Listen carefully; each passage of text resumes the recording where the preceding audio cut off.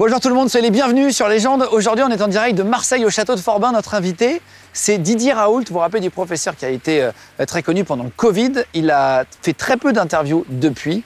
On est venu le voir à Marseille. On va lui poser plein de questions sur sa vie, sur ce qu'il pense de la société actuelle, ce qu'il pense aussi du vaccin et de tous ses avis qu'il donne sur Internet. On va le retrouver maintenant. Il est à l'intérieur du château, il nous attend. C'est parti.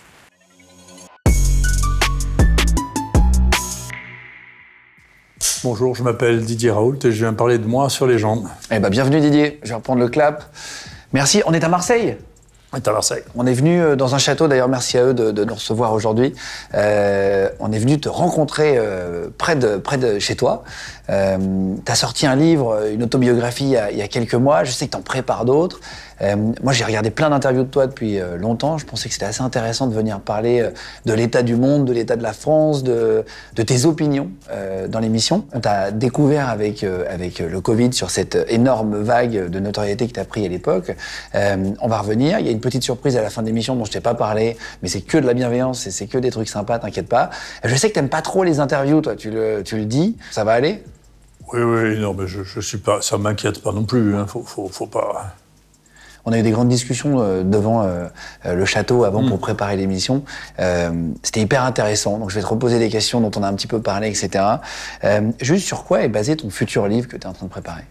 Globalement, moi, dans la partie la plus fondamentale de la recherche que je fais, se fait sur, entre guillemets, l'évolution. J'ai des données, moi, depuis 30 ans, j'ai accumulé des données scientifiques et des réflexions scientifiques autour du modèle de l'évolution.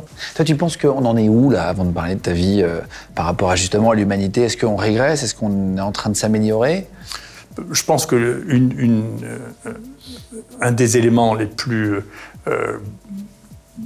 sous-jacents à la crise et la colère, la définition même du non complotiste contre progressiste, et est-ce que l'on continue à croire que nous sommes dans une phase de progrès ou est-ce que nous n'y croyons pas ?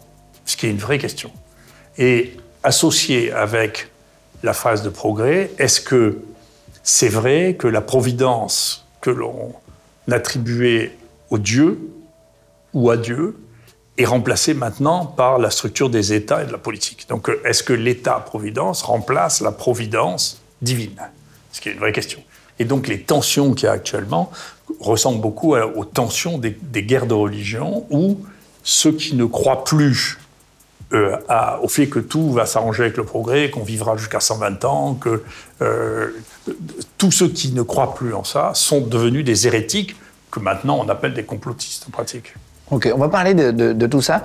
Toi, tu es spécialiste français des maladies infectieuses, pour être précis, professeur en microbiologie, spécialiste des maladies infectieuses tropicales à l'école de médecine et de médecine assistante de Marseille. Et tu étais à l'Institut de maladies infectieuses, donc à l'IHU, qui fait partie du CHU de Marseille, dont tu as été directeur de 2011 à 2022. Que j'ai créé. Que tu as créé, cette partie-là. Oui.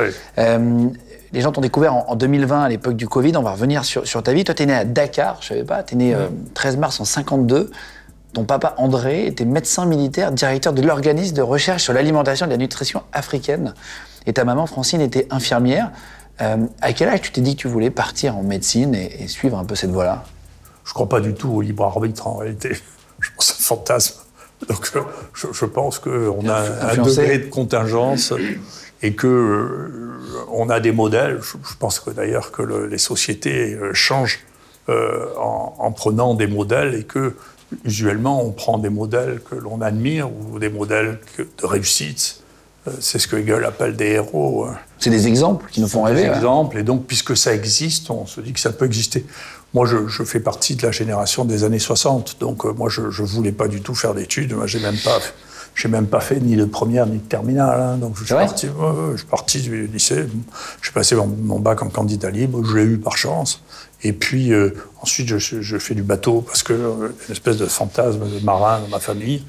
Et puis, au bout d'un moment, je me suis rendu compte que, finalement, j'étais un intellectuel et que je serais mieux à l'université que sur un bateau. Voilà. Donc, et comme dans les choses qui, à l'université, avaient un sens, dans ma famille, la médecine avait un sens très important, aussi bien mon père, mon arrière-grand-père, enfin, tout ça.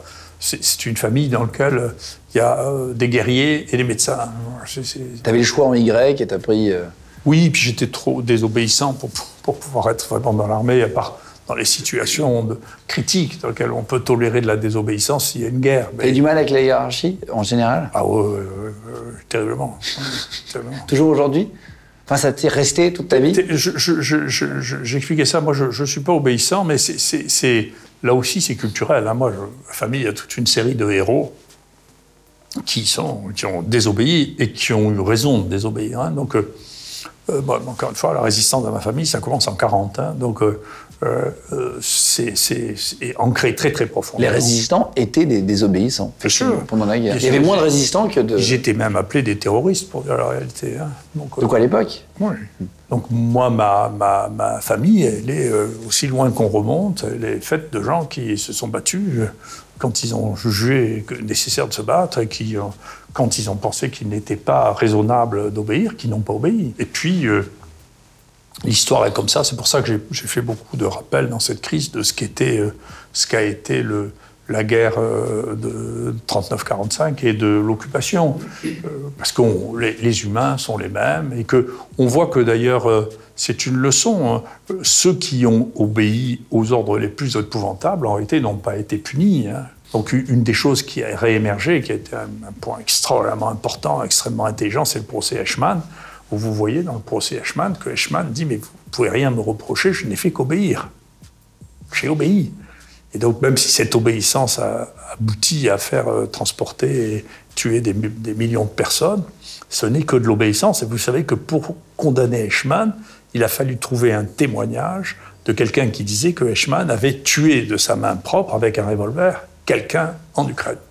Et c'est à cause de ça qu'il a été condamné à mort. Sinon, on ne pouvait pas le condamner à mort parce qu'il avait obéi. Donc l'obéissance dans nos sociétés, j'ai peur que ça s'accélère, l'obéissance à des choses qui sont indignes n'est pas vraiment punie. Donc de temps en temps, moi je connais très très bien l'histoire du sang contaminé parce que j'ai ouvert la première salle de prise en charge des patients qui avaient un sida à Marseille. Écoutez, il y a un lampiste qui était le directeur du centre de transfusion sanguine qui a été en prison et les autres n'ont rien eu, des peines virtuelles. L'affaire du sang contaminé, si je ne dis pas de bêtises, pour ceux qui ne l'ont pas connu, c'est qu'à l'époque, ils faisaient des transfusions sanguines avec des poches sans vérifier. On ne connaissait pas le sida, si je ne dis pas de bêtises, le VIH. Et à un moment donné, ils ont mélangé toutes les poches de sang, c'est ça? Parce qu'ils ne comprenaient pas pourquoi certaines rendaient malades? Non, il y avait la colère des gens qui étaient du mauvais côté, a poursuivi Montagnier pendant très très longtemps, mais on avait, nous, une avance sur tous les autres, c'est qu'on avait les premiers tests au monde pour détecter le virus, puisque le virus a été découvert par l'équipe de Montagnier et Sherman. Et très rapidement, ils ont mis les tests au point. Et ces tests au point, ils ont pu commencer à tester. Et quand on a testé, les mélanges que l'on transfusait aux hémophiles étaient, comme c'était des mélanges de plusieurs poches de sang, étaient à 100% positifs. Et donc, il y a quand même eu un message de Garetta qui écrit au ministre, écoutez, au directeur général de la santé de l'époque, en disant « Est-ce que je continue à transfuser à 100% d'infectés ?» quand même. Il n'avait pas la réponse écrite, mais il a dit quand même. Hein. Donc il y a bien quelqu'un qui lui a ou pas répondu, ou lui a dit « Vous pouvez le faire, mais par téléphone, pas par truc. » Donc il y a une vraie question. Et la deuxième question qui s'est posée en France, c'est que les Français étaient ulcérés, avec raison d'ailleurs, hein. Le type qui travaillait sur le même sujet, qui s'appelle Gallo, qui était aux États-Unis, en réalité a dérobé pendant longtemps, quelques mois, a dit que la découverte de Montagnier était inexacte. Et il lui a demandé sa souche, et c'est sa souche qu'il a utilisée. Il lui a volé sa souche pour faire les tests biologiques. Mais la différence entre la France et les États-Unis, c'était pas la créativité, en l'occurrence, qui était meilleure en France, pour de multiples raisons, un peu compliquées à expliquer ici. En revanche, la phase d'industrialisation faite par l'Institut Pasteur, alors on n'est pas les rois de l'industrialisation. Donc les Américains ont travaillé, eux, avec des industriels, et la mise sur le marché, la rapidité de l'évolution a été considérable. Et en France, la position a été prise d'attendre avant d'utiliser ce test, que le test de Pasteur soit prêt.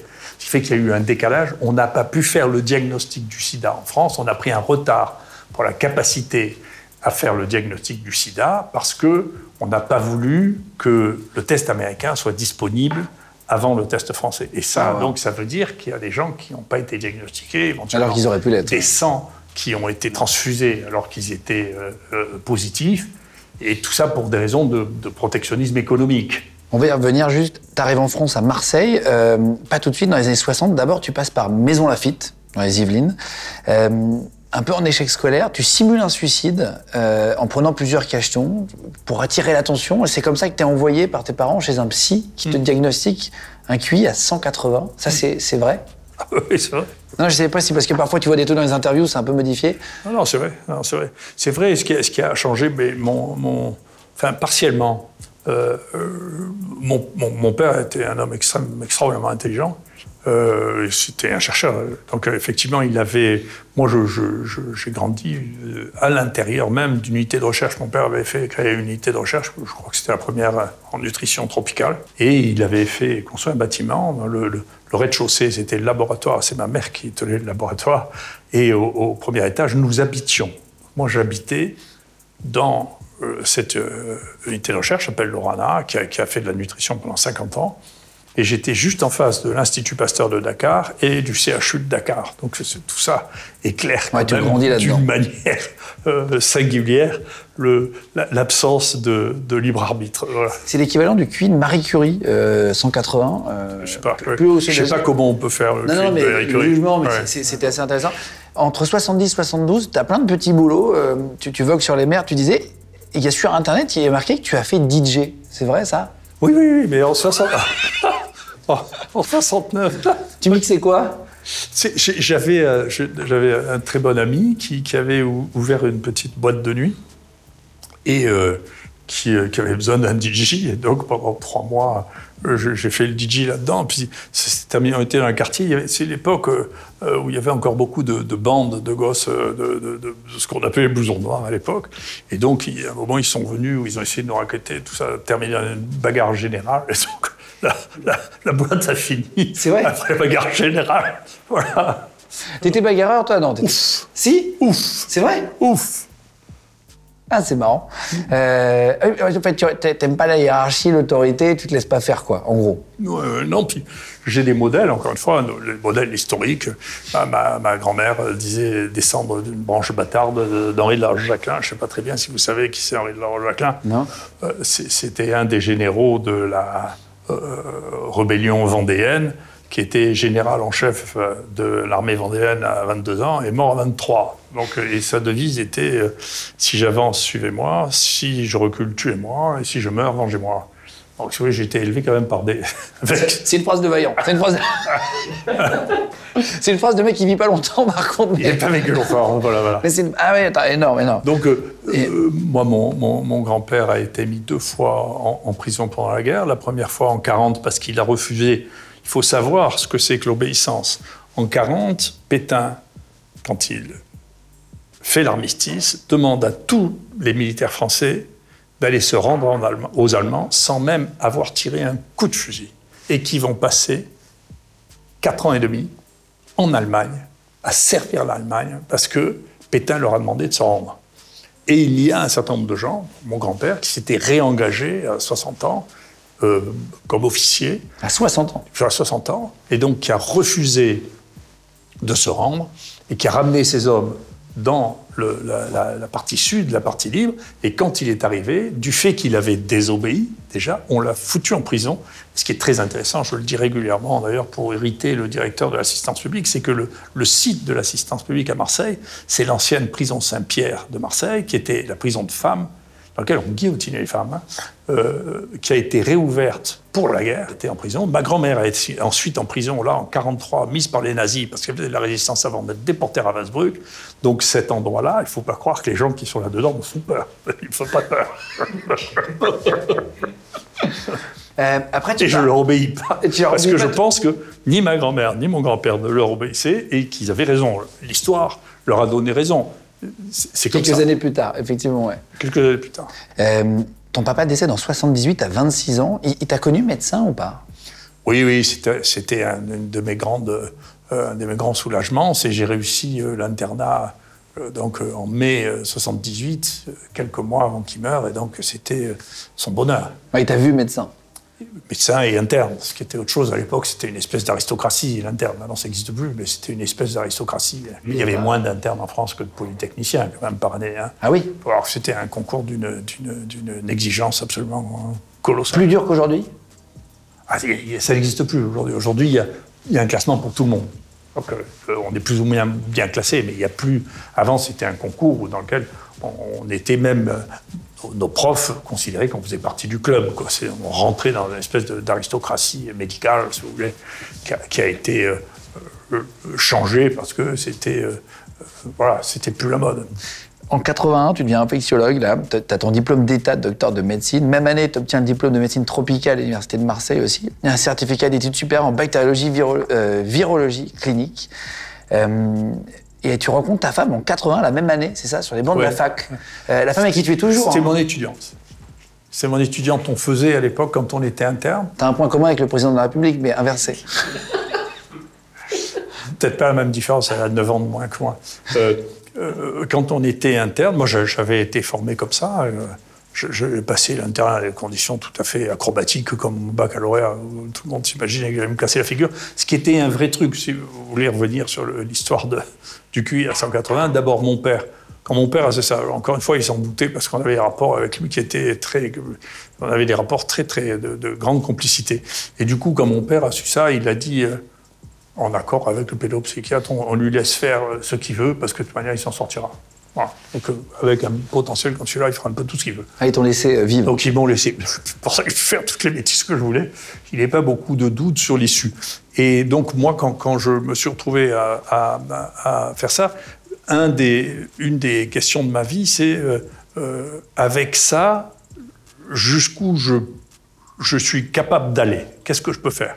Et donc, quand j'ai commencé à faire des études, toute la question a été jusqu'où je suis capable d'aller. Et quand je suis rentré, je passais en moyenne 4 diplômes par an. Ouais. C'est vrai? Ouais. Tu as 2 enfants avec ta femme, avec qui tu es depuis 40 ans, tu es toujours avec. Sacha et Lola, on en parlera tout à l'heure.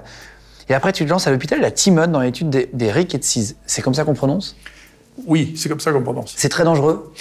Alors, je crois. Les rickettsis, au départ, ça a été connu comme étant les bactéries du typhus. Alors, bien sûr, le typhus, c'est très dangereux. J'ai eu l'occasion, d'ailleurs, de voir la seule grande épidémie de typhus depuis la Deuxième Guerre mondiale, la gérer, pendant la guerre civile Rwanda et Burundi. En 97, c'est ça? 97. Et le nom de la bactérie du typhus s'appelle Rickettsia prowazekii parce que les 2 premiers qui essayaient de cultiver la bactérie du typhus s'appelaient l'un Ricketts et l'autre von Prowazek.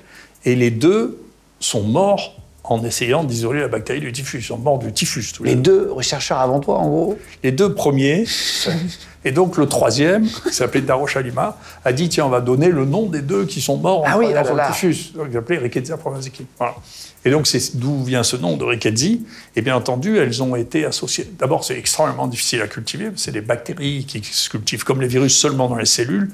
Mais on ne peut pas utiliser d'antibiotiques comme pour les virus pour empêcher la contamination. Donc, c'est très difficile à cultiver, d'une part. Et d'autre part, c'est dangereux. C'est pour les Rickettsia qu'on a inventé les laboratoires de sécurité. D'abord les hôtes et puis les laboratoires de sécurité parce qu'elles pèsent dans l'histoire un poids considérable parce qu'il n'y a pas beaucoup de maladies dans lesquelles les 2 premiers investigateurs sont morts de la maladie sur laquelle ils travaillaient. Quand même. C'est le laboratoire de sécurité comme à Wuhan, justement, le fameux laboratoire? Celui-là, c'est un grade de plus, c'est un niveau de plus. Je ne suis pas sûr que ce niveau de plus serve à quelque chose. J'ai des doutes dessus. Mais enfin, c'est un niveau de plus. C'est ce qu'on appelle les P3 ou les laboratoires de biologie de sécurité niveau 3. Moi, je crois que j'ai été un des premiers à en avoir un en France, et puis j'ai eu le plus grand en France, et puis celui de l'IHU, toujours le plus grand en Europe, probablement. Et ensuite, il y a eu un autre niveau de sécurité, qui est le niveau de sécurité 4, au moment où il y a eu cette espèce de folie qui a pris les gens, de la peur de fin du monde, qui est une peur récurrente, d'une épidémie aux fièvres hémorragiques. Les fièvres hémorragiques, effectivement, il faut faire attention quand on manipule au laboratoire, parce qu'il n'y a pas de traitement pour ça, et puis ça tue aussi. On va arriver au Covid, justement, dans 2 minutes, mais en 1986, tu pars travailler aux États-Unis, à Atlanta, pas très longtemps. Début des années 90, ton nom est connu dans le milieu de la recherche. Des journalistes écrivent « Plus personne ne peut ignorer le professeur Raoult, justement, et ton unité sur les rickettsia ». T'as une bactérie à ton nom. Oui, quelques-unes, ouais. Pourquoi? C'est toi qui donnes le nom? Parce que tu as découvert? Non. Globalement, dans toute ma carrière, j'ai, avec mon équipe, découvert plus de 1000 bactéries infectant les hommes, c'est-à-dire à peu près un tiers de toutes les bactéries qu'on peut trouver chez les hommes, c'est mon équipe avec moi qui les avons trouvées, par des techniques stratégiques que j'ai mis en place petit à petit. Et donc, on a y compris décrit la manière dont maintenant on identifie, on reconnaît que c'est une espèce bactérienne et nouvelle, tout ça est sorti de mon laboratoire. Donc on a l'habitude de dénomination des bactéries est souvent liée aux gens qui ont découvert des bactéries. C'est pas nous-mêmes, on n'a pas le droit de se nommer soi-même. Ah oui, ça s'appelle il y en a une qui s'appelle la Raoultella planticola, la Rickettsia raoulti, la Raoultella ornithinolitica, c'est ça. C'est marrant, ça laisse aussi, ça fait après perdurer ton nom quelque part aussi. Oui, c'est pas l'objectif, c'est de la même manière, si vous voulez, chez les gens qui travaillent sur les insectes ou sur les plantes, on nomme les choses. Donc, en l'honneur de la personne. On nomme les choses, et souvent, on les nomme du nom de quelqu'un qui travaille sur ce domaine-là, pas nécessairement celui qui l'a trouvé, mais quelqu'un qui travaille dans ce domaine-là. En 97, alors ça se passe en 95 exactement, j'ai lu dans un article que tu fais un accident cardiaque et que ta femme, une fois remis, t'offre un buste de toi en marbre. Pour l'ego, ça fait du bien ou pas? Moi, je suis fasciné par l'Antiquité, et donc ça fait partie. On a toute une série d'imitations de bustes anciens chez moi, et donc c'était un élément très amusant de notre histoire d'aller à Carrare, l'endroit dans lequel il y a le plus beau marbre. Faire un buste d'empereur avec ma tête, ça nous a beaucoup amusé. T'as jamais mis la photo sur Internet, non? Non. Mais c'est pour nous. Après, il se trouve que comme j'ai invité moi je parle jamais de ça, comme j'ai été invité chez les gens, ça excitait les gens, donc les gens ont parlé de ça, mais je n'étais pas fait pour en parler. Donc, d'ailleurs, c'est de moins en moins reconnaissable, parce que j'ai fait ça jeune, finalement j'ai changé, puis j'ai les cheveux plus longs qu'à l'époque et des lunettes, donc... Tu ne reconnais plus? Je sais pas. Mais tu peux nous filer une photo ou tu ne veux pas le montrer? Non. Non. Voilà. Pas de problème.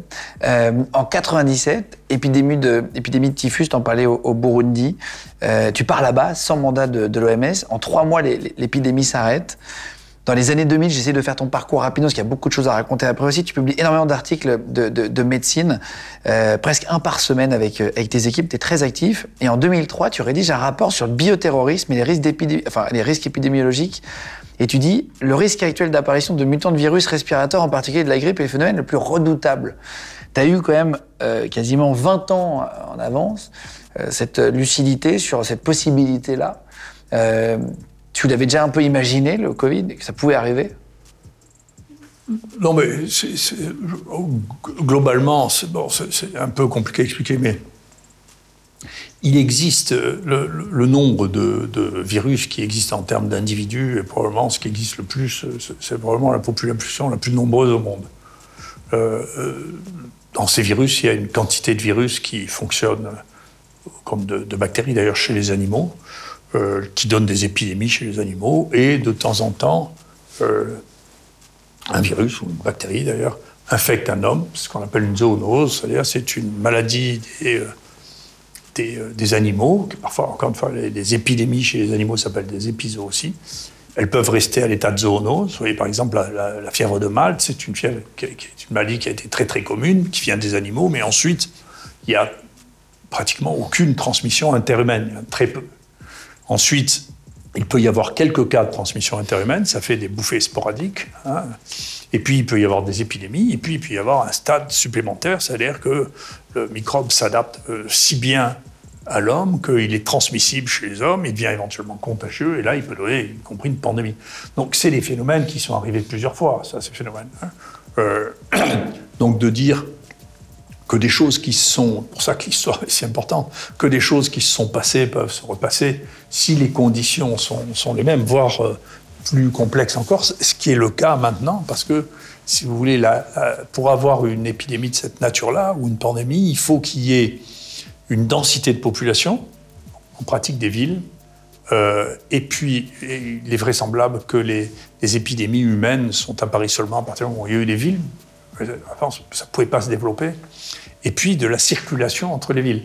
Et donc, un très bon exemple, encore une fois, que j'explique depuis 30 ans, c'est quand les Américains ont rencontré les Européens, ils ont, par exemple, échangé leurs maladies qui ont donné des épidémies de part et d'autre. C'est-à-dire que nous avons donné aux Américains des épidémies de rougeole, de variole et de typhoïde, et eux nous ont donné le typhus, par exemple, et la syphilis. Vous voyez, donc les choses qui étaient devenues endémiques, c'est-à-dire en permanence dans ces pays-là, sont devenues épidémiques du fait des voyages. Et donc tous les voyages, et maintenant vous imaginez le nombre de villes qui ont plus de 10 millions d'habitants, avec 2 milliards de passagers en avion par an. Ouais, ça se mélange très vite. C'est ce qu'on a avec le Covid. En fait, un mec qui a été découvert en Chine, le lendemain c'était en Australie, ça part vite. En 2006, tu es sur France 3 et tu dis notre état de préparation à une épidémie virale est très mauvais. Notre capacité à lutter contre la contagion des maladies respiratoires est mauvaise. Il y a encore l'image sur l'INA qu'on a vue.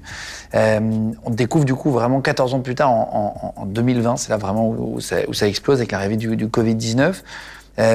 Tu postes une vidéo, coronavirus, une peur véritable, et après le 21 janvier, doit-on se sentir concerné ? Les médias commencent à parler de toi vraiment en 2020, alors là vraiment on ne parle que de toi. Tu fais des phrases choc, il y a plein de gens qui viennent te voir. Le président arrive combien de temps après te voir Je ne sais plus, c'est mars ou avril, non ? Quelque chose comme ça. Il vient te voir pourquoi ? Il y a eu plein de rumeurs, Brigitte a envoyé ses enfants, il y a eu plein de... Je l'ai vu arriver en hélicoptère. Après, il y a tous les fantasmes, hein, ça après... Dans le monde des maladies infectieuses, ça fait plus de 20 ans que je suis le plus connu et le plus cité au monde. Voilà. Donc, peut-être je n'étais pas connu dans les médias, en pratique. Voilà. Donc, quand... moi, à la suite,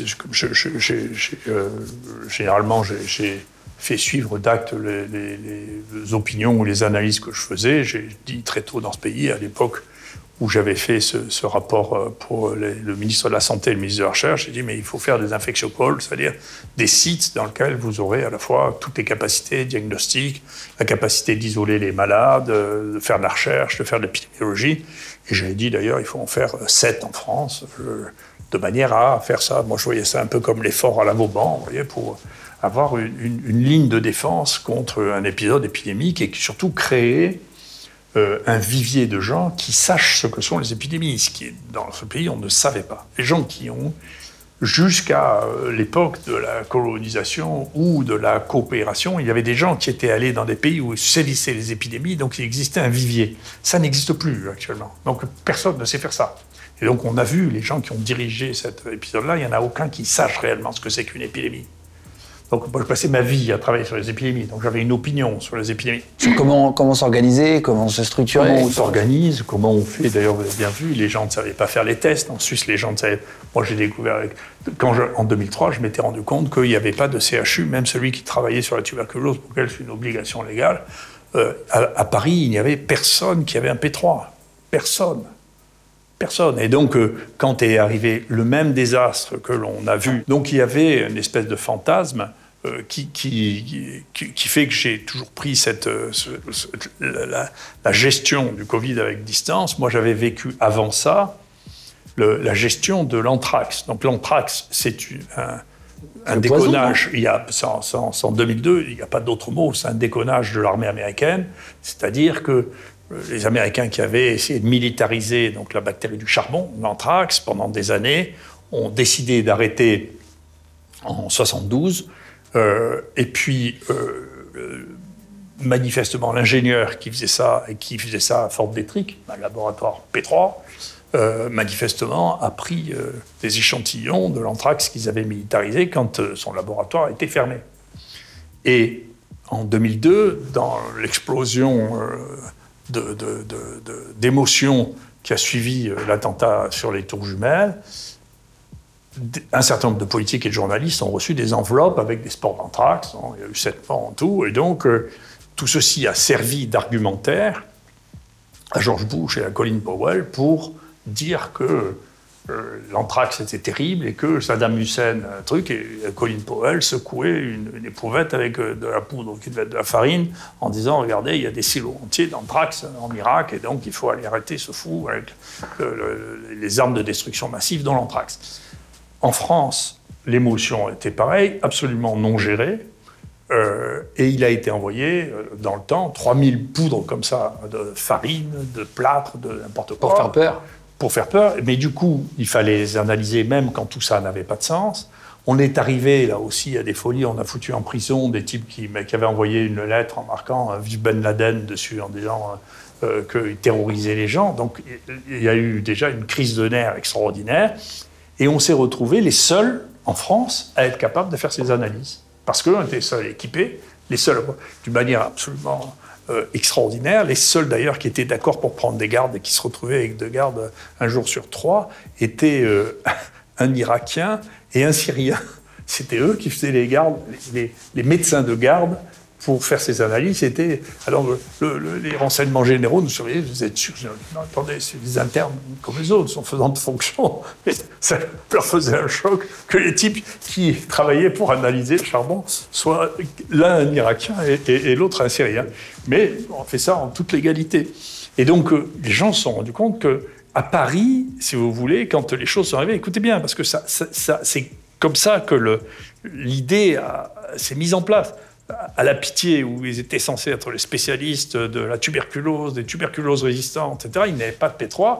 Et quand on a dit, mais vous avez des poudres pour voir s'il n'y a pas le charbon dedans, le personnel de ce laboratoire a fait valoir que si on faisait ça, ils faisaient valoir leur droit de retrait. C'est-à-dire que personne ne voulait, à Paris, il n'y avait pas une personne qui acceptait de faire ces analyses-là. Donc il restait un laboratoire militaire qui avait, en tout et pour tout, un technicien, et nous, en France, qui faisaient ça. Et donc, on a fini par tester plus de la moitié des poudres. Et à chaque fois, c'était pareil, on rendait les résultats en 24 heures, plutôt que les militaires qui étaient débordés, qui parfois prenaient des semaines avant de rendre un résultat. Donc, on voyait bien, il y avait tout dedans. Une émotion. Le type s'était fait rouler. En réalité, moi, j'ai connu les gens qui ont travaillé sur le charbon américain. Le type qui a séquencé ça, qui était dans le grand laboratoire de séquence, qui s'appelait Tiger, je le connais, et donc moins de 2 mois après l'accident, il savait que c'était la souche, parce que quand vous faites le génome, vous pouvez savoir identifier au niveau de la souche. Il savait que c'était la souche qui était sortie du laboratoire de Fort Detrick. Donc il savait que c'était une histoire de déconnage américano-américain. On le savait, et il le savait 2 mois après. Donc quand Colin Powell secouait ça, il savait très bien que c'était pas vrai. C'était pas vrai. C'était un mensonge énorme. Et donc, si vous voulez, c'est la preuve, d'ailleurs. Je sais que vous voulez me poser la question à la fin de savoir si on a appris quelque chose, on n'apprend jamais rien. Parce que si les gens avaient appris les choses... Si on a appris nos erreurs, je veux dire. Si on avait appris les choses, tout ça devrait être, comme l'histoire de l'Oxycontin, tout ça devrait être dans l'esprit des gens, de faire la facilité avec laquelle on manipule les gens et l'opinion est quelque chose qui est terrifiant et qui se reproduit. Moi, j'ai fait une conférence récemment. On me demandait qu'est-ce que vous disiez, qu'est-ce que vous diriez de tout ça. J'ai dit, vous savez, il faut écouter la sagesse sédimentée. Dans la sagesse sédimentée, bien sûr, il y a les fables de La Fontaine et puis d'Ésope. Et puis, il y a les contes pour enfants. Dans les contes pour enfants, moi, j'adore le conte danois qui sont les habits neufs de l'empereur. Où l'empereur se fait faire des habits neufs. Alors, en réalité, il ne voit rien du tout, il est tout nu. Et le tailleur qui se fiche de lui dit, vous savez, c'est parce que c'est des habits que ne voient que les gens intelligents. Les gens qui sont bêtes ne voient pas les vêtements.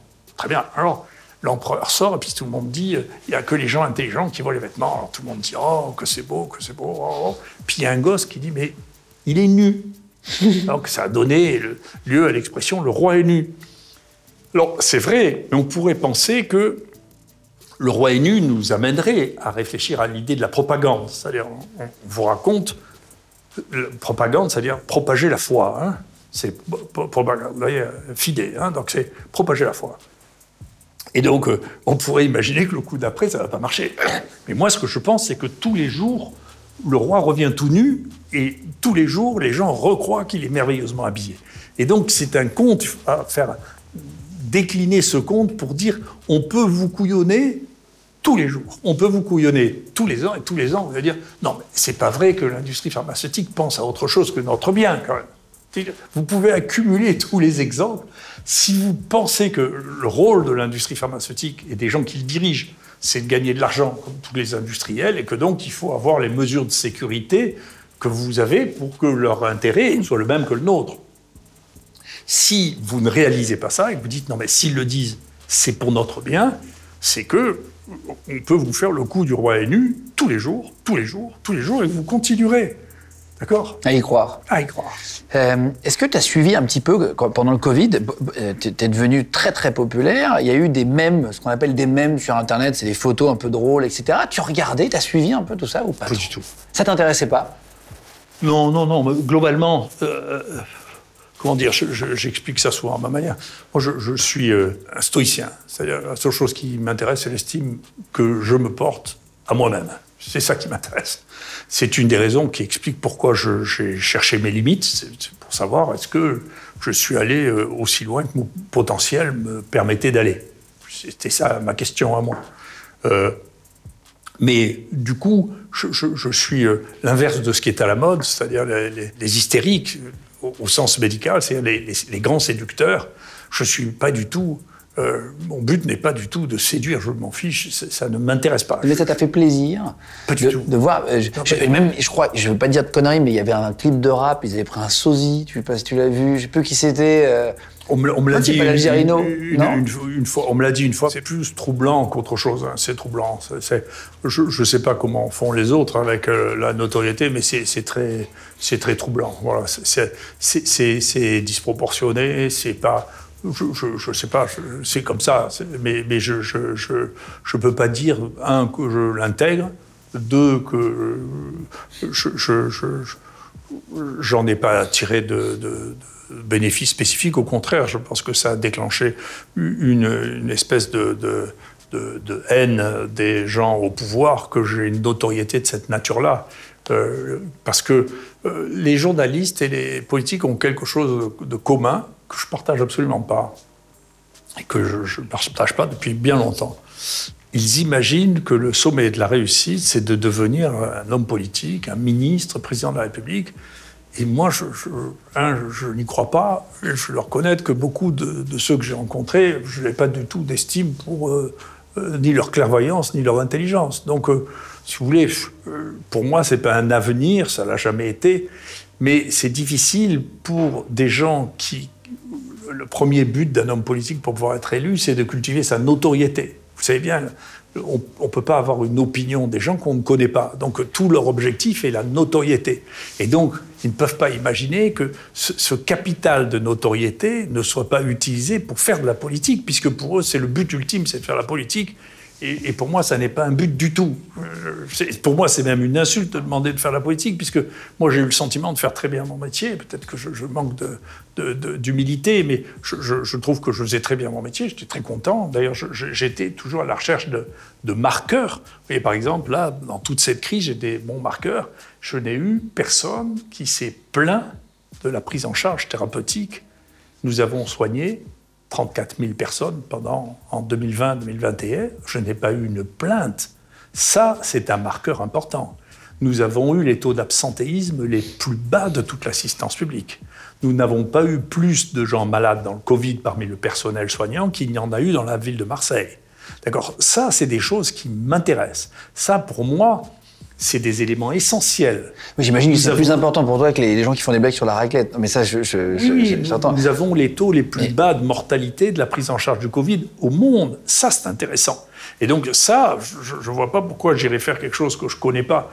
En plus, dont je ne sais pas comment ça se fait, ce truc, il y a des contraintes. Je vais vous donner un exemple. Moi, j'ai beaucoup d'estime pour les gens qui ont sauvé le bateau dans des conditions complexes. Et en particulier pour le général de Gaulle quand il est arrivé en 1958. Mais j'aurais été strictement incapable de faire une chose comme ça. Vous vous rendez compte ? Vous arrivez porté par les gens qui veulent l'Algérie française, vous savez que c'est impossible. Et donc vous savez que vous allez être obligé de leur mentir. Mais il va falloir le temps pour digérer le fait. Et donc pendant des années, vous allez être obligé de leur mentir tout en sachant bien que c'est impossible. Comment ?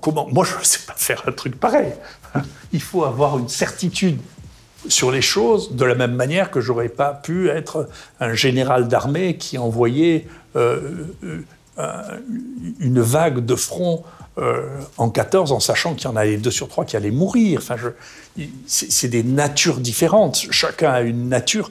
On ne peut pas transformer sa nature, qui est d'être un médecin et un chercheur, en quelqu'un qui manipule l'opinion ou qui manipule les gens dans des buts qui ne sont pas toujours clairs et que vous ne pouvez parfois même pas expliquer.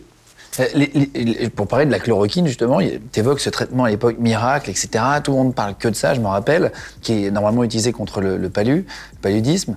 Et là, je crois qu'il y a Olivier Véran, qui est là, à l'époque, qui est au ministère de la Santé qui est ministre depuis 10 jours, qui va publier un démenti, ça va créer le débat. Il t'appelle, vous avez une discussion à l'époque. Comment ça se passe Ce qui s'est passé au départ, il entre en contact avec moi parce qu'il est en place alors que j'avais vu le président de la République. Je ne sais pas s'il a bien apprécié le fait que le président de la République est venu sans lui, quand même. Donc, toujours est-il que, très bien, et il se passe quelque chose qui est très typique de notre époque, si vous voulez, dont j'arrive pas à savoir quelle est la part de manipulation, quelle est la part, mais c'est la même chose que ce que je vous expliquais sur le charbon. Il y a une étude qui sort faite par des inconnus, dont le promoteur était, avec des sources de données qui sont inconnues, qui sont toujours inconnues, qui publie dans le Lancet qu'il y a 80 000 personnes qui ont été traitées pour le Covid, dont, avec de l'hydroxychloroquine, dont 10% traités par l'hydroxychloroquine sont morts de complications cardiaques. Ça sort dans le Lancet, qui est un journal de référence, mais là aussi c'est un journal de référence si on veut bien ne pas croire que le roi est nu, parce que des choses de ce domaine-là, le Lancet en a déjà fait sur le Vioxx, sur l'Oxycontin, sur le vaccin, sur d'autres médicaments, sur d'autres problèmes. Donc c'est un truc, on n'arrive pas à croire qu'ils aient publié un truc pareil sur un des médicaments les plus prescrits dans l'histoire de l'humanité. Il y a eu une année où il y a eu 6 milliards de traitements par la chloroquine dans le monde. Une année. Vous découvrir brutalement que ça donne 10% de trucs, c'est impossible. Il se trouve que je connaissais quelqu'un à l'Élysée qui était un des conseillers du président qui m'appelle vendredi soir en me disant « Est-ce que tu peux regarder ce papier ? C'est un truc. » Je dis « Écoute, je suis épuisé, le week-end je me repose, je te dirai lundi. » Et le temps que je le regarde, le samedi déjà, parce qu'on vit une époque dans laquelle... Ça va vite. C'est de l'agitation, tout ça. Il y a une agitation entre les journalistes et les politiques qui se sentent obligés de parler tous les jours. Moi, je ne suis pas en phase avec ça. J'ai besoin de réfléchir d'abord avant de parler. Je réfléchis. C'est mon métier. On le fait un peu moins maintenant, je pense. Mon métier, c'est de réfléchir. C'est pas de... Donc, il faut se méfier de la spontanéité sur les sujets qu'on ne connaît pas. Et donc, le directeur de l'OMS, le ministre prennent des décisions, y compris celle d'arrêter les traitements d'évaluation de l'hydroxychloroquine en France, qui ne seront plus jamais repris, et ils ne veulent pas revenir en arrière. Pourquoi ? Ah, j'en sais rien, c'est de l'orgueil, j'en sais rien. Alors que ça marche, d'après toi ? C'est pas... Moi, je ne dis pas... Encore une fois, je ne suis pas un fanat ni de la mode actuelle, qui sont les evidence-based, ni de la mondialisation. Il y a des débats. Moi, je dis chez nous... Non. Je dis, voilà, chez nous, moi, j'ai analysé très profondément, ça a beaucoup irrité le gouvernement, mais très profondément, toutes les thérapeutiques que nous avons faites pendant 2 ans. Il y en a qui ont pris l'hydroxychloroquine, il y en a qui n'en ont pas pris, parce que chaque médecin individuellement a bien le droit de dire « moi, je ne le fais pas ». Les malades ont bien le droit de dire « écoutez, moi, j'en veux pas ». Donc, on avait du coup des groupes témoins parmi les gens qui n'en avaient pas. Nous, dans le cadre de la manière dont on a traité les gens, on a une différence extrêmement significative dans l'espérance de vie. Nous, on a regardé la mort. Une des manières de déguiser l'efficacité de l'hydroxychloroquine, c'est pas se limiter à des choses qui sont objectives, la mort.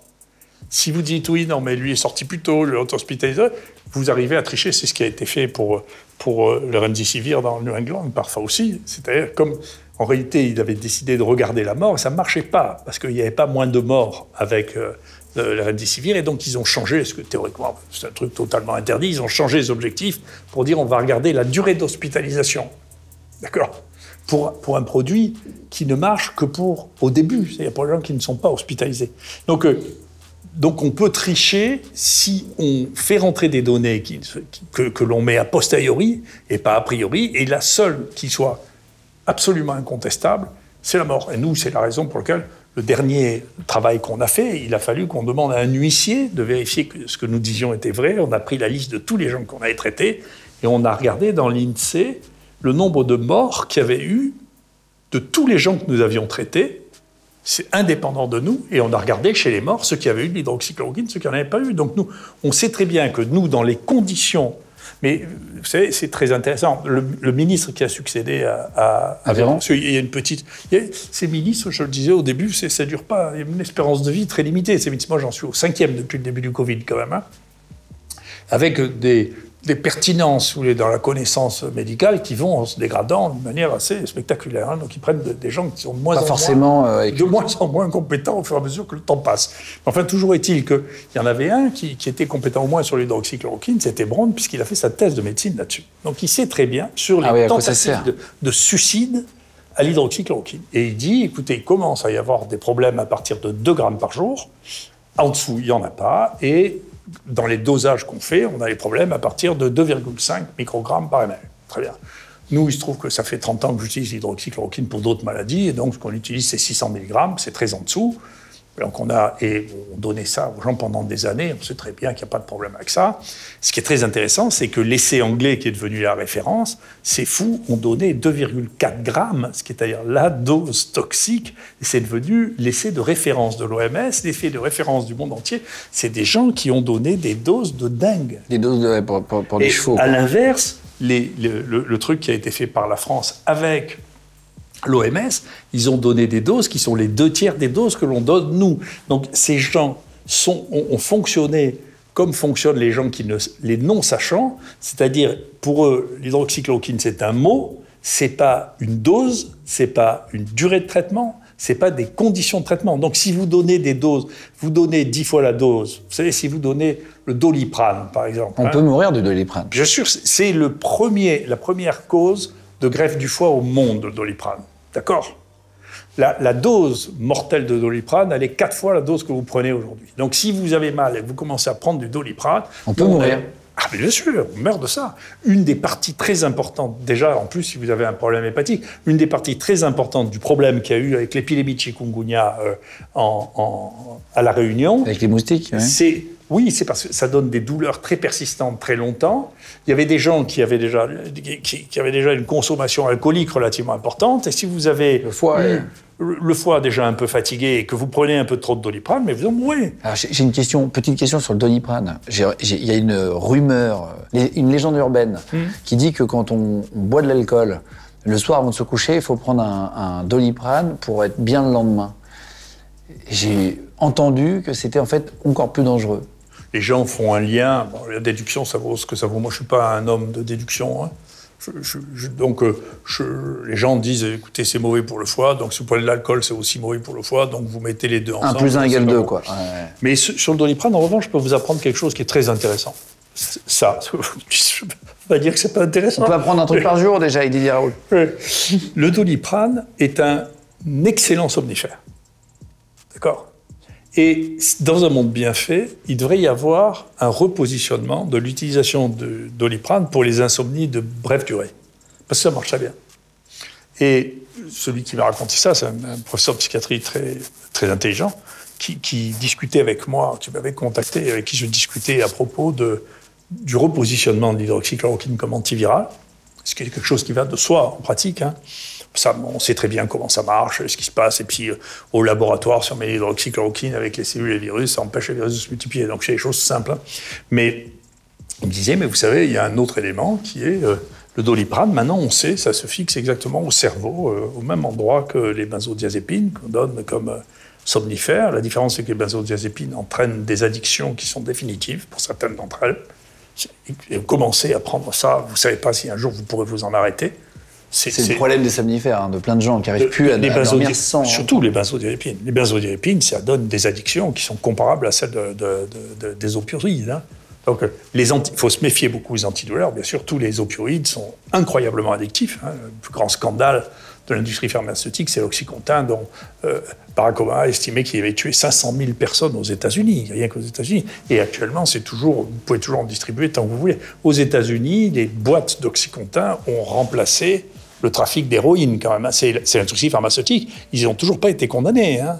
Pourtant, il y a eu une série télé. Vous voyez que le roi peut revenir, être nu tous les jours ils vous font bouffer quand même le fait qu'il est bien habillé. Quand même. J'ai entendu que le Doliprane, les gens qui essayaient de se suicider et qui n'y arrivaient pas au Doliprane, c'était encore pire après, ça leur détruisait le foie et que c'était vraiment très douloureux. Non, je vous dis, ça détruit vraiment le foie. C'est la première cause de greffe hépatique quand même, hein, les suicides au Doliprane. Donc quand les gens disaient, écoutez, prenez le Doliprane parce que c'est pas dangereux plutôt que l'hydroxychloroquine, c'est déraisonnable. Et j'ai été surpris hein, que le ministre de la Santé, Braun, n'ait pas dit, parce qu'au début, il dit non, mais il avait dit publiquement la posologie, c'est-à-dire la dose à laquelle le professeur Raoult utilise l'hydroxychloroquine n'est pas dangereuse. D'ailleurs, M. Raoult est un de ceux qui connaît le mieux l'hydroxychloroquine au monde. Donc c'est intéressant qu'après, devenu ministre, cette position-là se soit complètement inversée, ce qui montre bien, vous voyez, la différence entre le discours et la réalité. Sans citer de nom, parce que c'est pas le but de l'émission, mais vous n'avez pas trouvé les politiques très brillants, en général, c'est ça que vous disiez ? Non, globalement, si vous voulez, d'abord, je pense que la formation des politiques ne peut pas mener à l'intelligence. L'intelligence ne naît que dans la contradiction. Si vous voulez, j'ai l'habitude de dire ça, pour être d'accord, vous n'avez pas besoin de cerveau. Vous voyez les moutons, pas besoin de cerveau. Vous suivez le troupeau, vous êtes d'accord, vous êtes d'accord. Si vous commencez à pas être d'accord, ma nature, vous avez besoin de développer vos capacités de réponse à l'adversité parce que vous n'êtes pas d'accord. Ça peut juste être aussi des gens chiants, pas forcément des gens... Oui, mais les gens chiants, ça ne veut pas dire qu'ils ne soient pas intéressants. Évidemment, non, mais je plaisante. Donc moi, en plus, je fais partie d'une génération qui n'est pas la vôtre, qui est celle de ce qu'on appelait la French Theory, c'est-à-dire les philosophes de Vincennes. Quand même, De Gaulle avait une espèce de coup de génie, il était tellement empoisonné par tous les philosophes de gauche, anarchistes, etc., qu'il a dit au moment de 68, écoutez, ouvrez-leur une université pour eux où ils font ce qu'ils veulent, qui était Vincennes, qui était génial. Ça a été un réservoir de type d'une intelligence absolument extrême. Il nommait les gens en dehors de toute administration, en dehors de tout jury, quand il trouvait qu'un type avait mis 5 mecs géniaux là-dedans. C'est l'époque où on mettait au Collège de France les mecs les plus géniaux. Et donc, les types nommés qui voulaient, ça a donné une émergence extraordinaire de gens. Et leur idée de base, leur contribution majeure, ça a été de dire, écoutez, tout ce qu'on nous raconte est un conte, et donc il faut l'attaquer de manière très frontale pour voir ce qui restera du conte, ce qui restera de vrai. Bien sûr, c'est Michel Foucault, Deleuze, Derrida, Bourdieu. Voilà, toute cette génération-là et des gens qui ont remis en cause brutalement. Tout n'était pas faux dans ce qu'ils ont analysé, mais ils ont pris comme principe que ce n'était pas vrai non plus. Et donc cet esprit de contradiction, ça a illuminé les philosophes les plus connus du XXe siècle, sont ceux-là. Hein. C'est Vincennes, hein, c'est la France. Hein. Il y avait du débat, donc il y a une intelligence. Il n'y a pas que des clashs comme aujourd'hui, où il n'y a plus trop de débat, finalement. Chacun c'est pas du débat, là. C'est du conflit. Oui, enfin, c'est du simulacre. C'est du clash. Même pas, c'est du simulacre de combat. C'est ridicule. J'ai deux dernières petites questions. Le vaccin, c'est quoi votre opinion là-dessus ? Aujourd'hui, je vois beaucoup de gens qui en reviennent sur Internet. Je ne sais pas si c'est des sources fiables ou pas. C'est quoi votre avis à vous, aujourd'hui, sur le vaccin ? Et est-ce que vous êtes vacciné ? Dans le vaccin contre le Covid, il s'est passé plusieurs choses, si vous voulez. En France, enfin, en Europe et aux États-Unis, on a décidé de transgresser les règles qui existaient pour évaluer les vaccins. On a décidé qu'on n'allait pas le faire, parce que dans l'urgence de la situation, c'est-à-dire dans la dramatisation de la situation, je veux simplement remettre en perspective que plus de la moitié des gens qui en sont morts avaient plus de 85 ans, et que si vous regardez pour quelque chose qui nous prédisait la fin de l'humanité, bien ou pas bien, mais la population de la Terre a continué à augmenter. Vous ne voyez même pas d'éléments de changement. De petites chutes dans la courbe, ah oui. De chutes dans la courbe. La population française a continué d'augmenter, donc toutes les populations ont continué d'augmenter. Donc l'idée qu'il y a eu une espèce de ravage n'est pas vrai. Donc moi je l'avais dit, c'est très bien. D'ailleurs, quelqu'un qui a un truc, vous savez, il est mort plus de gens de moins de 20 ans pendant cette période en trottinette que de Covid-19 quand même. Hein. Donc si vous voulez, la raison ne compte plus. D'accord ? C'est Baudrillard disait ça. On rentre dans l'hyper-réalité, c'est-à-dire que dans l'émotion ? Non. La communication digitale remplace la réalité. Et donc elle constitue une hyper-réalité qui n'a plus de lien réel. Et vous ne pouvez pas ramener les gens à la réalité. C'est toujours le roi est nu. On ne peut pas ramener les gens, mais vous ne voyez pas qu'il est tout nu. Et donc, pour les vaccins, on a décidé, alors qu'on était dans une évolution totalement opposée, c'est le principe de précaution qui dit, écoutez, non mais avant de prendre quelque chose, il faut savoir si on a vraiment un bénéfice avant de faire une chose pareille, ce qui est un équivalent de thérapie génique. On vous injecte des acides nucléiques dedans, dont on sait qu'on vous met de l'ADN qui va rentrer dans vos cellules parce qu'on l'a habillé pour qu'il puisse rentrer dans les cellules. On ne sait pas ce que ça fait, ça, à long terme, on n'a pas la moindre idée. On n'a pas évalué, jamais, Pfizer l'a dit, n'a jamais évalué la contagiosité. Ils n'ont évalué que la maladie. Et donc il y a deux choses distinctes, la maladie et la circulation du virus. Comme le virus peut circuler sans que vous soyez malade, il faut tester, si vous voulez faire une lutte contre une épidémie, il faut tester la contagiosité, qui n'a jamais été testée. D'accord ? Et donc, à partir de ça, d'abord, l'émotion a permis de transgresser les règles qui étaient données pour l'évaluation des vaccins, le nombre de personnes qu'il fallait évaluer, l'ensemble des populations qu'il fallait tester avant de dire que ça n'avait pas de risque, d'une part, et d'autre part, on ne pouvait pas prétendre éteindre une épidémie alors qu'on n'avait pas étudié la contagiosité. Est-ce que vous êtes vacciné ou pas? Je n'ai pas trouvé sur Internet. Ça ne vous regarde pas. Vous n'avez jamais répondu? Jamais. C'est pour ça que je ne sais pas, alors peut-être. Je n'ai pas trouvé d'information, donc je me suis dit, je vous la poserai. Ma vie privée... Votre vie génétique ne nous regarde pas. Et puis, de ce point de vue-là, j'estime ni être un exemple, ni être un contre-exemple. Oui, c'est chacun son opinion là-dessus. Depuis quelques années, dernière question, quand je vais à la pharmacie pour acheter de l'amoxicilline, un antibiotique, etc., même pour mon fils, par exemple, du Doliprane enfant, j'ai du mal à en trouver. Comment ça se fait qu'on a du mal à trouver des médicaments? Est-ce que c'est un problème de molécules? Est-ce que c'est les ingrédients qui manquent? Ils sont pas rentables. Et donc, si vous voulez, on ne peut pas envisager cette crise, on ne peut pas y réfléchir sans évoquer le fait que le domaine le plus rentable du monde occidental actuellement, c'est l'industrie pharmaceutique. C'est le plus rentable de tous.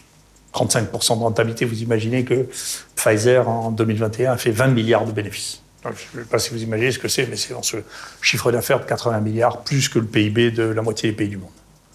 Donc ça, c'est la dernière rentabilité, puisqu'on ne produit plus rien, on n'a plus que du tertiaire. Hein. Donc la France, l'Angleterre... Il n'y a plus d'usines en France, plus beaucoup.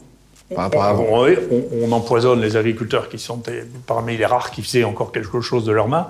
Et donc tout est devenu du tertiaire. Et les pays dans lesquels il y a le plus de tertiaire, c'est la France, l'Angleterre et les États-Unis, dans lesquels une des rares choses qui soit faite ou qui soit conceptualisée, c'est l'industrie pharmaceutique qui est très généralement ensuite sous-traitée dans les pays dans lesquels on travaille de ses mains. Et donc, si vous enlevez ça, le modèle, ça et les journaux scientifiques et médicaux, vous êtes mort. Là aussi, rentabilité, Elsevier, Springer, c'est 35%. C'est colossal. C'est l'argent, en fait, en gros. Ouais. C'est moins rentable. Si vous voulez, le modèle des médicaments ne rentre pas du tout dans le modèle du progrès technologique, parce qu'il n'y a pas d'obsolescence des molécules chimiques. Une molécule chimique, une fois que vous l'avez trouvée, c'est la même. Vous pouvez revenir à la faire dans 40 ans, 50 ans, 100 ans. Et donc, tout le principe du brevet de Watt, ça dure 20 ans, dont vous voyez que c'est un des enjeux de nos sociétés. Ça dure 20 ans, pardon, c'est juste pour dire qu'on invente une molécule et crée un médicament, pendant 20 ans, ils ont le droit de l'exploiter seul et après, c'est à tout le monde. Après, c'est ça, ouais. Ok, pour comprendre. Et donc, vous voyez bien sur votre téléphone, vous voyez bien sur, je sais pas quoi, vos appareils photo, l'obsolescence programmée, les voitures, vous voyez bien qu'on rend les voitures obsolètes. Moi, quand j'étais jeune, une voiture, une 2 chevaux, ça a duré 35 ans. Maintenant, 1, on fait le contrôle technique et puis comme ça, on vous dézingue. 2, c'est plein d'électroniques qui tomberont en panne régulièrement. Et donc la durée de vie, c'est extraordinaire de voir que la durée de vie d'une voiture maintenant est le quart de ce qu'elle était il y a 20 ans. Le progrès, c'est... Oui, on diminue. On diminue la longueur de vie des objets pour que vous les rachetiez. Ça, c'est la société de consommation.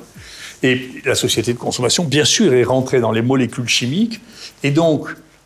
les différents États, dont l'État français, payent de moins en moins cher les médicaments qui ne rapportent pas d'argent, à telle enseigne que, de toute manière, ils sont les derniers sur la liste quand ceux qui les fournissent, qui sont massivement la Chine et l'Inde, si vous leur achetez 30% moins cher que les Italiens ou que les Espagnols, les autres, vous serez le dernier servi. Et donc, comme en plus de ça, on ne peut pas dire... Peut-être que vous voyez, vous, le génie organisationnel des gens qui nous gouvernent, moi je ne le vois pas, que l'organisation de ça fonctionne, ça ne fonctionne pas du tout. Et c'est un élément suicidaire qui est d'ailleurs la raison pour laquelle l'hydroxychloroquine a commencé à être réservée avant même le début du Covid, parce que ces vieux médicaments prennent la place de nouveaux médicaments qui coûtent très cher et qui font marcher la machine de l'obsolescence. Il y a une maladie là, qui est apparue en Chine qui toucherait plus les enfants, Mycoplasma pneumoniae, je ne sais pas si on dit comme ça. Est-ce qu'on est prêt ?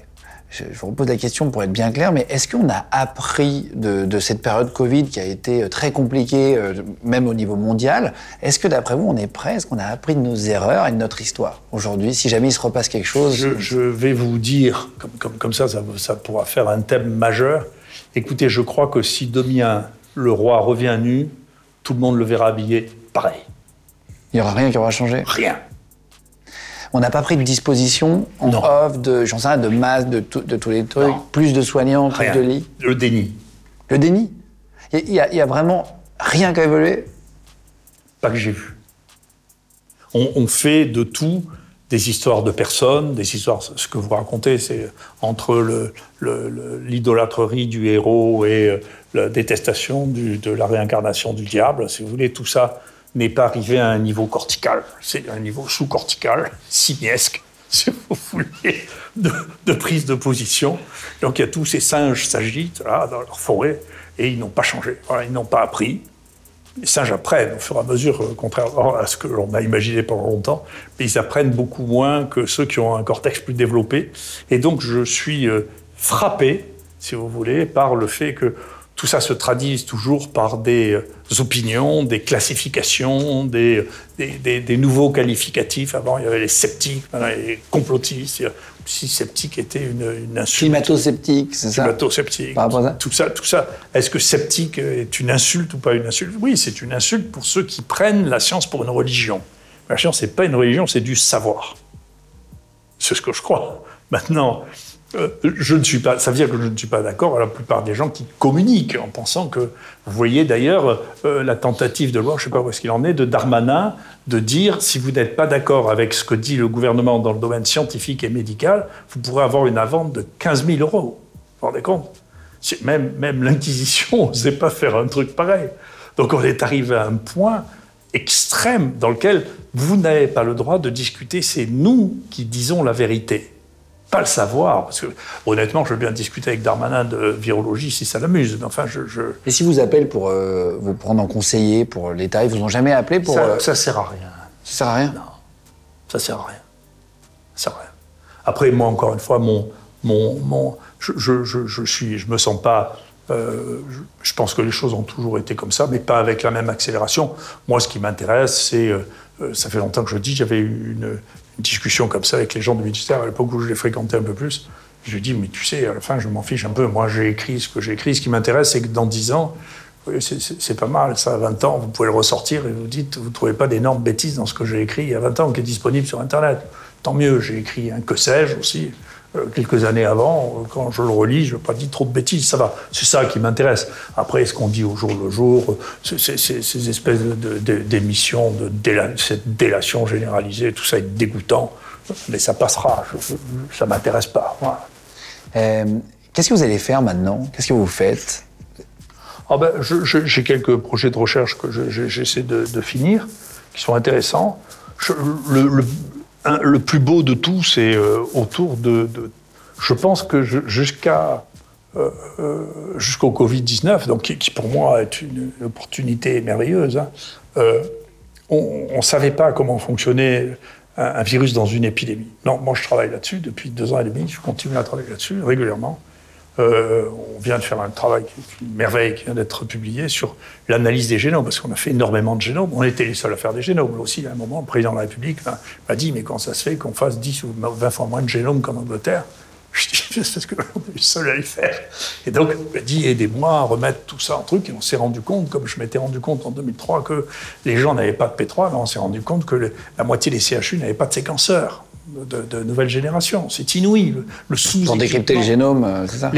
Et donc, il a dit très bien à faire des génomes. Et puis, rapidement, il m'a dit, restez dans la boucle, hein, cette fois, restez dans la boucle. C'est parce que j'étais parti du conseil scientifique, hein, parce que je perdais mon temps à discuter avec tous ces gens. Et donc, rester dans la boucle, mais très rapidement, pareil, l'administration a repris le truc. Ils ont pris un médecin qui ne sait pas ce qu'est un génome, avec un responsable administratif qui ne sait pas ce qu'est un génome pour diriger le programme français de génome. Et ils ont passé 1 an et demi à se disputer pour faire une charte d'utilisation de leurs données qu'ils n'ont jamais réussi à signer. Donc c'est ça qui intéresse ces gens-là. Vous ne pouvez pas parler avec eux.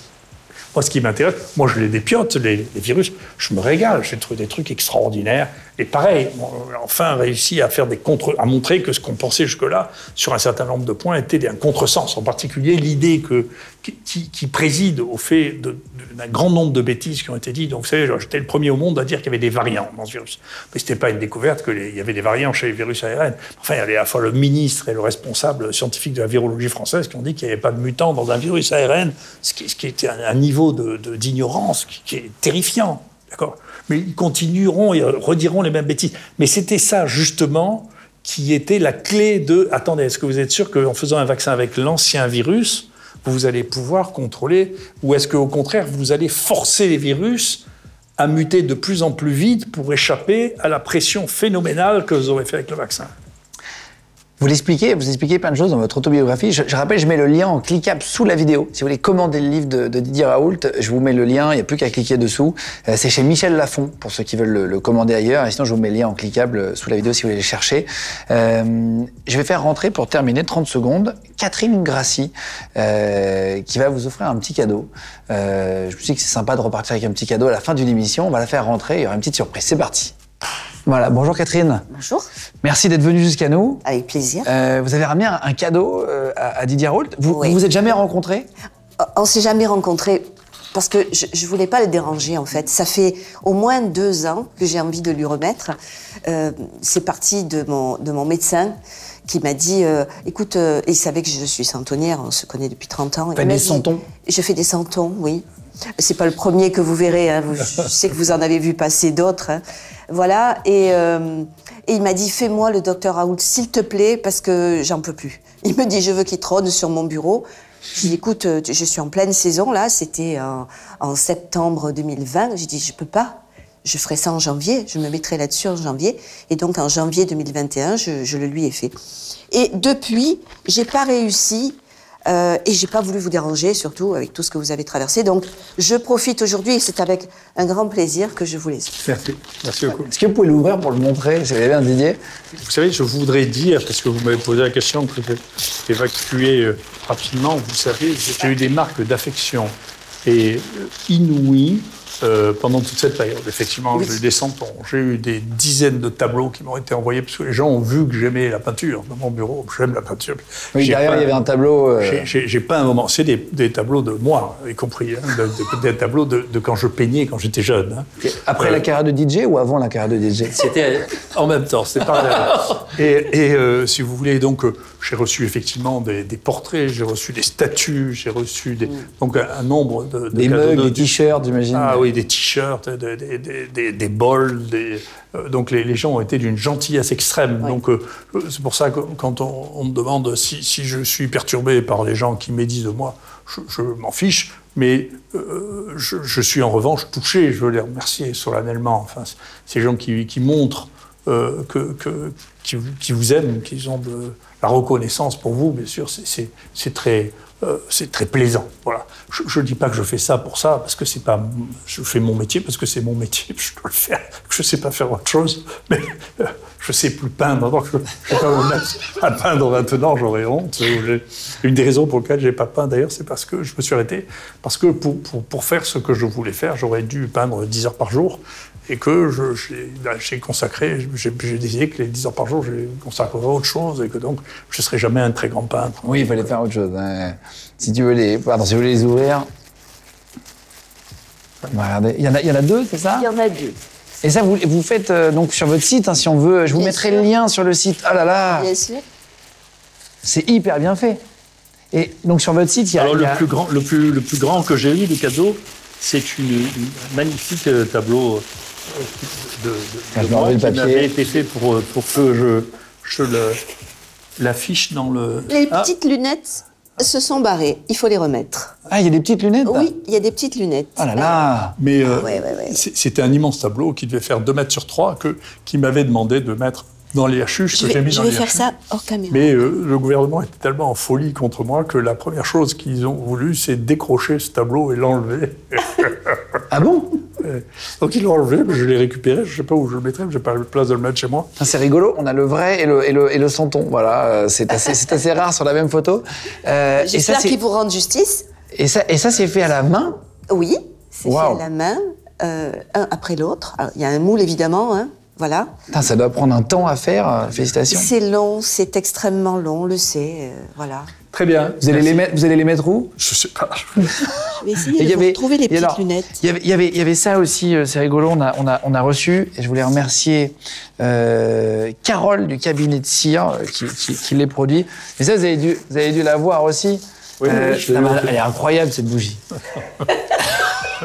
Oui, c'est vrai. Je reconnais que les cheveux longs et la barbe, ça inspire les gens. Ce que je ne pensais pas, enfin, c'est comme ça. C'est marrant, on va la montrer à l'image, voilà, mais c'est rigolo, il y a marqué Saint-Raoult. Ça, vous l'aviez déjà vu? Oui, je crois. J'ai vu beaucoup de choses parce que ma femme s'intéresse plus que moi à ça. Donc ça, c'est vrai, ça l'a fait marrer. Vous en avez gardé chez vous, du coup? Il y a une petite armoire où il y a les cadeaux? En tout cas, il y a beaucoup d'objets. Merci beaucoup, Catherine Grassi de Côté Santon. Et Merci à vous. Didier Raoult d'être venu. Allez, au revoir. Jusqu'à nous. Merci beaucoup. Bon, les gars, Didier Raoult vient de partir. Le professeur s'est levé d'un coup sec. Vous l'avez vu. En fait, il s'est rendu compte qu'il était en retard. Il m'a dit d'un coup, je suis en retard. Il est parti. Merci vivement, encore une fois, à lui d'être venu nous avoir accordé l'interview. C'était vraiment super. J'espère que vous avez bien aimé. N'hésitez pas à vous abonner à notre chaîne YouTube. Ça nous aide vraiment beaucoup pour avoir de plus en plus d'invités. Vous pouvez liker la vidéo et mettre une petite cloche. Ça nous aide beaucoup sur l'algorithme, en commentant aussi. En tout cas, merci d'être de plus en plus nombreux. Tous les mercredis, vendredis et dimanches, on met des vidéos sur la chaîne et sur notre média. Et juste pour remercier le château de Forbin, voilà, ça s'appelle comme ça, le château de Forbin.com. Ils nous ont accueillis, ils ont été vraiment trop sympas. Le lieu était parfait pour nous pour le tournage. Donc je vais juste les remercier, leur faire une petite passe aussi. Ils font des séminaires, ils font des mariages, ils font maison d'artistes aussi. Vous pouvez dormir dessus, vous pouvez réserver tout le château. C'est vraiment très très joli. Donc voilà, le château de Forbin.com. Et merci à l'hôtel qui nous a servi un petit déj trouve ce matin. C'est Le Provence à Gémenos. Voilà, on remercie tout le monde comme on le fait à chaque fois. Gros bisous tout le monde et à la prochaine vidéo.